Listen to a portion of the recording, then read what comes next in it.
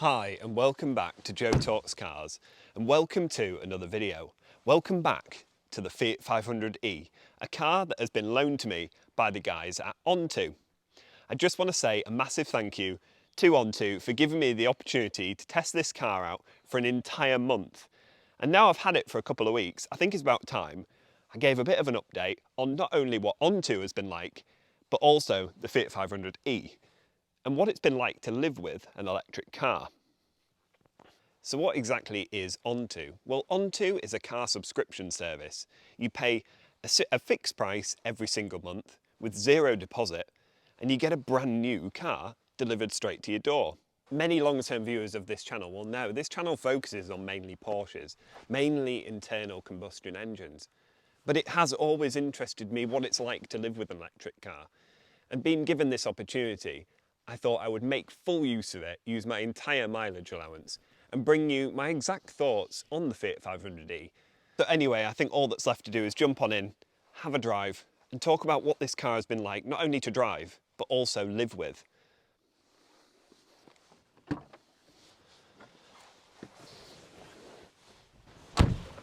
Right, so what has this car been like? Not only from my first electric car experience, but also from a company point of view. What has Onto been like to deal with? But a little bit about the Fiat 500e.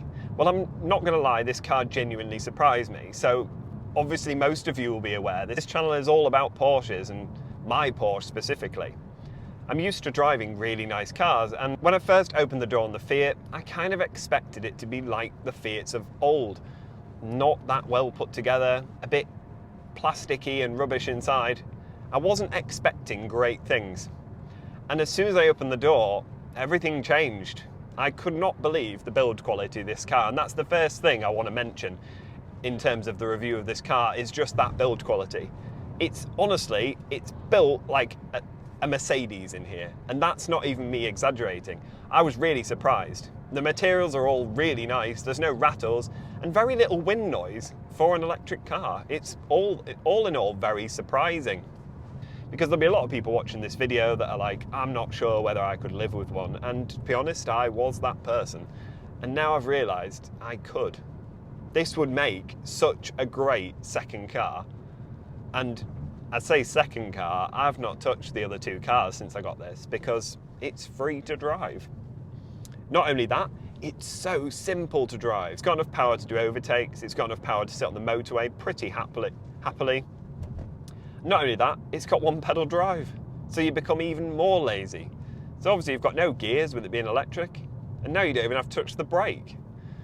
It's one thing I found really hard when I first got in this car was the one pedal drive. It's got a very aggressive regen, and it's really good. When you get used to it, it's fantastic, and it really does pump power back into the batteries. But when you first get into it, it's a bit jerky. Every time you lift off, it comes to a stop. It's unusual. But you get used to it very quickly, and once you do, it's seamless. People wouldn't realise that you're not using the brake. You just know when to lift off and how much to lift off to slow down, and it's a doddle to drive. Honestly, it's just the perfect little city car. Other things to note, which I really enjoy about this car, it's not that small inside. We've been carrying my daughter around in the back of it in her child seat, and yeah, she fits in really nice. She's quite happy back there. I've had an adult in the back, and again, no complaints really. It's not a huge car, obviously, but it's not bad for what it is. So you could genuinely use this every single day and regularly use those back seats. If you are interested in Onto and you are thinking about signing up to it, then make sure you look in my description, because in there is a code. That will give you £100 off your first month, which is a lot of money. Bearing in mind you don't need to keep the car for any longer than a month. It's a very good deal for someone wanting to try out one of these little Fiat 500s or something similar. So yeah, make sure you check my description out and get some money off. So the burning question really is, would I swap a petrol car, maybe not one of mine, but swap a petrol car and drive around in an electric now in 2022? Well, I have to say I would. After driving this, I would swap to one of these, never mind an electric car. I've loved my time with the Fiat 500, and although I went into it more or less on the fence, I've come out of it feeling that electric probably is the way that things are going, and not only that, I think it's a good thing. The charging networks are only going to get better, and owning an electric car at the moment just means you just need to have a little tiny bit more planning, but you can do everything you can in a petrol car. I've not spent hours hanging round charging stations like people think you are. I don't recall wasting any time waiting for this to charge. I've just charged it when I've gone to a shop or when I've gone into McDonald's, and it's not really added any time to my day. On top of that, the free charging with Onto means you're saving a lot of money. Fuel prices are extremely high, and it's really satisfying to go up to something, get 150 miles and not pay for it. And a lot of enjoyment of this car does come from that, I'm not going to lie. And for that, you need Onto. You can't just go and buy an electric car and expect to save lots of money, because realistically, you're not.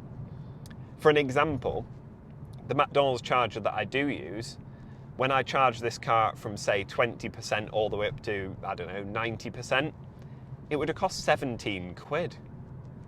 I think that's a lot of money, and I think if you put 17 quid into a little 1 litre Fiat 500, you'd do a damn sight more than 140 miles.